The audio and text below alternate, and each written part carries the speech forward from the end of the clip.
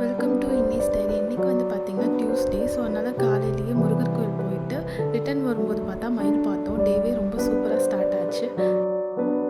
ஆஃப்டர்நூனுக்கு புளி சாதம் தான் செய்யலாம்னு சொல்லிட்டு எல்லாம் ரெடி பண்ணிகிட்டு இருந்தேன். நான் 2 பேர்த்துக்கு சமைக்கிறதுனால ஒரு நெல்லிக்காய் சைஸ் புளி தான் நான் வந்து எடுத்திருக்கேன்.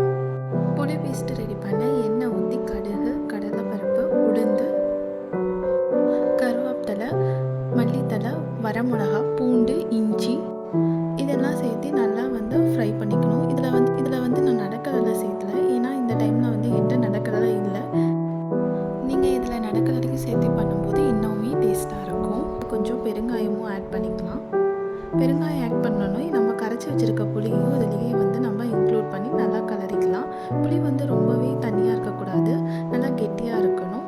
அப்போ தான் நம்மளுக்கு அந்த கன்சிஸ்டன்சி நல்லா இருக்கும். ஆல்ரெடி ஃப்ரை பண்ணி வச்சுருந்த வெந்தயத்தையும் இதிலேயே வந்து அரைச்சி சேர்த்துக்கலாம். புளி வந்து இந்தளவு பேஸ்ட் ஆனதுக்கப்புறம் ஆஃப் பண்ணிக்கலாம். இந்த பேஸ்ட்டை நீங்கள் 10 days ஒன்ஸ் ரெடி பண்ணி ஸ்டோர் பண்ணி வச்சுக்கலாம்.